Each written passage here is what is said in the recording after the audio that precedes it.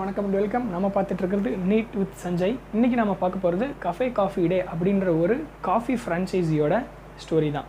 அதாவது இந்த 1996 எஸ்டாப்ளிஷ் ஆன கஃபே காஃபி டே அப்படின்ற ஒரு ஃப்ரான்ச்சைஸி, அந்த ஃப்ரான்ச்சைஸி 7,000 crores டெப்டில் மூழ்கி அதோட ஓனர் நம்ம 2019 இறந்தார்.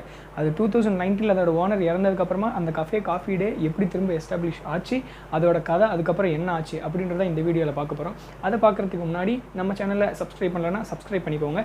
சப்ஸ்கிரிப்ஷன் அப்படின்றது உங்களுக்கு ஒரு ஈஸியான விஷயமா இருக்கலாம், பட் எனக்கு இத்தனை பேர் நம்மளை சப்போர்ட் பண்ணுறாங்கன்னு ஒரு ஸ்ட்ரென்த்தாக இருக்கும்.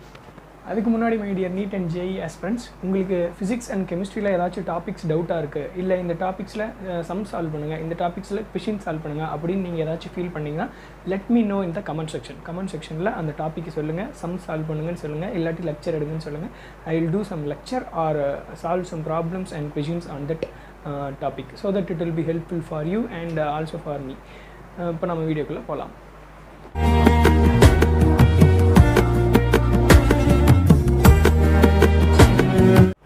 கஃபே காஃபி டே அப்படின்ற ஒரு மிகப்பெரிய காஃபி ஃப்ரான்ச்சைஸி நீங்கள் எங்கள் மெட்ரோபாலிட்டன் சிட்டிஸ், சென்னை, பெங்களூர், அந்த மாதிரி மெட்ரோபாலிட்டன் சிட்டிஸ் எங்கே வேணாலும் நீங்கள் நிறைய பார்த்துருக்கலாம். அந்த கஃபே காஃபி டே அப்படின்ற ஃப்ரான்ச்சைஸியோட அந்த கார்ப்பரேட் கம்பெனியோட சிஇஓவாக இருந்தது விஜே சித்தார்த் அப்படின்ற ஒரு ஆள். அந்த விஜே சித்தார்த் நல்ல அருமையாக ஓடிட்டு இருந்த அந்த coffee franchisee 2019 7,000 crores which means 7,000 கோடி ரூபாய் கடனில் மூழ்குது. அந்த கடனில் மூழ்கின அந்த கம்பெனியை என்ன பண்ணுறது ஏது பண்ணுறதுனே தெரியாமல் கடன் பிரச்சனையினால் அதோட சிஇஓ விஜே சித்தார்த் அப்படின்றவர் 2019 இறந்துடுறாரு, சூசைட் பண்ணிக்கிறாரு. சூசைட் பண்ணிக்கிட்டதுக்கப்புறமா அந்த காஃபி ஃப்ரான்ச்சைஸி என்ன ஆகும், அந்த கஃபே காஃபி டே பிராண்ட் அவ்வளோதான். அதுக்கப்புறம் அதோட போட்டியான பிராண்ட்ஸ் ஸ்டார்பக்ஸ் அந்த மாதிரியான சில பிராண்ட்ஸ் மார்க்கெட் ஃபுல்லாக ஆக்கிரமிச்சிடலாம் அப்படின்னு நினச்சிட்டு இருக்கும்போது தான் ஒரு ட்விஸ்ட்டு.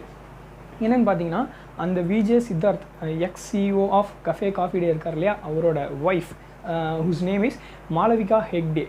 அவங்க ஒரு விமன் ஆண்டர்ப்ரீனர். அவங்க என்ன பண்ணுறாங்க அப்படின்னு பார்த்தீங்கன்னா, இந்த கஃபே காஃபி டேன்றது தான் ஹஸ்பண்டு கல்யாணத்துக்கு அப்புறமா அவருக்குன்னு உருவாக்குன ஒரு பெரிய ஐடென்டிட்டி.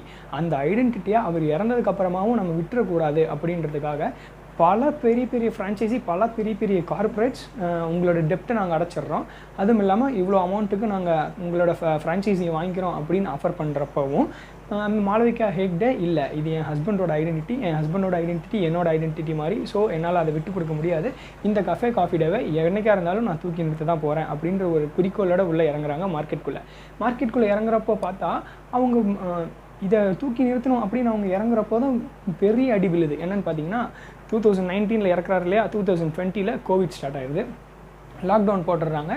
லாக்டவுன் போட்டதுக்கப்புறம் நல்லா இருக்கிற கம்பெனி, நல்லா இருக்கிற ஃப்ரான்ச்சைஸியோட ப்ராடக்ட்ஸே சேல்லாம் டிக்ரீஸ் ஆகுது. நம்ம கம்பெனி ஏற்கனவே டெப்ட்டில் இருக்குது. அப்போது அதோட சேல்ஸு, அதோட ப்ராஃபிட்டு எல்லாமே ரொம்ப டிராஸ்டிக்காக குறைஞ்சிட்டு இருக்குது மாலவிகா ஹெக்டே மார்க்கெட்டுக்குள்ளே நுழையிறப்போ. இப்போ மாலவிகா ஹெக்டே என்ன பண்ணுறாங்க அப்படின்றத எல்லா கார்ப்பரேட்ஸும் உத்து பார்த்துட்ருக்காங்க. இப்போ என்ன பண்ணுறாங்கன்னு பார்த்தீங்கன்னா, மாலவிகா ஹெக்டே அவுட்லெட்ஸ் கம்மியாக இருக்கிறது, அதாவது சர்வீஸ் கம்மியாக இருக்கிறது, ப்ராஃபிட் கம்மியாக இருக்கிற காஃபி அவுட்லெட்ஸ் இந்த சென்ஸ் ஃபாரின்லலாம் பார்த்திங்கன்னா ஒரு பாக்ஸ் மாதிரி வச்சுருப்பாங்க. அந்த பாக்ஸில் நம்ம போயிட்டு காயின் பே பண்ணிட்டு நம்ம காஃபி பிடிச்சிக்கலாம். அதுக்கு பேர் தான் காஃபி அவுட்லெட். அந்த மாதிரி ப்ராஃபிட் கம்மியாக இருக்க காஃபி அவுட்லெட்டு, சேல்ஸ் கம்மியாக போகிற காஃபி அவுட்லெட்டு இதெல்லாம் கட் பண்ணுறாங்க. இதெல்லாம் கட் பண்ணுறப்போ அந்த காஃபி வெண்டிங் மெஷின் இருக்குது பார்த்தீங்களா, அந்த காஃபி வெண்டிங் மெஷினுக்கான சர்வீஸ் கட் ஆகுது இவங்களுக்கு. ஸோ அதை வச்சு கொஞ்சம் எக்ஸ்பென்சஸ் கட்டுப்படுத்துகிறாங்க. நெக்ஸ்ட் என்ன பண்ணுறாங்க, நம்ம இந்த மாதிரி சின்னதாக கட் பண்ணால் வேலைக்கு ஆகாது அப்படின்னு யோசிக்கிற மாலவிகா ஹெக்டே, லாக்டவுன், யாரும் கடைக்கு வந்து காஃபி குடிக்க போகிறது கிடையாது, ஸோ நம்ம என்ன பண்ணலாம் அப்படின்னு யோசிக்கிறப்போ தான் கஃபே காஃபி டே அப்படின்ற பிராண்ட் நேம்லேயே ஒரு காஃபி பவுடர் ஸ்டார்ட் பண்ணுறாங்க. அந்த காஃபி பவுடரோட சேல்ஸையும் ஸ்டார்ட் பண்ணுறாங்க. அந்த sales online and offline both மீடியம்லேயும் ஸ்டார்ட் பண்ணுறாங்க. ஏன்னு கேட்டிங்கன்னா, லாக்டவுன் சமயத்தில் யாரும் கடையிலேருந்து வாங்க முடியாது அப்படின்றதுனால ஆன்லைனில் டிராஸ்டிக்காக சேல்ஸ் பண்ண ஆரம்பித்தாங்க. கஃபே காஃபி டேக்கு இருக்கிற ஃபேன்ஸ் அங்கே கஃபேக்கு போய் காஃபி குடிக்க முடியாத பட்சத்தில் அவங்களுக்கு இது ஒரு பெரிய பாசிட்டிவாக இருந்தது. அதனால் அந்த கஃபே காஃபி டேவோட காஃபி பவுடர் நிறைய சேல்ஸ் ஆச்சு. காஃபி பவுடர் சேல்ஸ் ஆக அவங்களோட ரெவன்யூ ரொம்ப அதிகமாச்சு. இப்போ 2021 7,000 இருந்த அவங்களோட 7,000 crores இருந்த அவங்களோட டெப்ட்டு 340 crores மாறுச்சு. 340 crores மாறினதோட நிறுத்தாமல் இந்த கஃபே காஃபி டேவை நான் ஒரு பெரிய ப்ராஃபிட்டபிள் இண்டஸ்ட்ரியாக கொண்டு போகணும் அப்படின்னு நினச்ச மாளவிகா ஹெக்டே இன்னும் நிறைய புது புது டெக்னிக்ஸ், புது புது டாக்டிக்ஸ்லாம் யூஸ் பண்ணி அந்த கஃபே காஃபி டேவை எக்ஸ்டெண்ட் பண்ணிகிட்டே போகிறாங்க.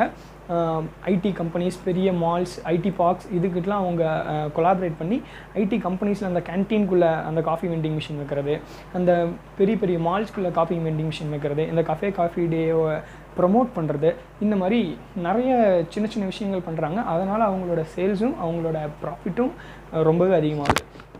இப்போது மேட்ரு என்னென்னு பார்த்தீங்கன்னா, கஃபே காஃபி டேன்ற ஒரு மிகப்பெரிய ஃப்ரான்ச்சைசி 1996, அதாவது பழைய ஃப்ரான்ச்சைசி 2019 7,000 crores டெப்ட்டுக்கு போகுது. விச் மீன்ஸ் எவ்வளோ ஹைட்டில் இருக்கிறவங்களும் ஒரு சின்ன இடத்துக்கு வர முடியும், ரொம்ப கேவலமான இடத்துக்கும் வர முடியும்.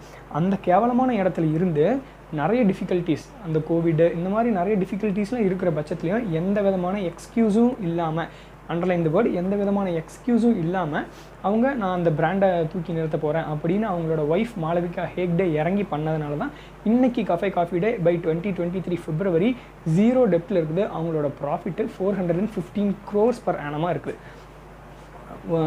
4 வருஷத்துக்கு முன்னாடி 7,000 கோடி ரூபாய் கடனில் இருந்த கம்பெனி இன்றைக்கி வருஷத்துக்கு 415 கோடி ரூபாய் ப்ராஃபிட் பண்ணுறாங்க. ஸோ இப்போ மாளவிகா ஹெக்டே அப்படின்றவங்க ஒரு சாதாரண ஃபேமிலியிலேருந்து வந்தவங்க கிடையாது. அவங்க கர்நாடகாவோட சீஃப் மினிஸ்டரோட பொண்ணு.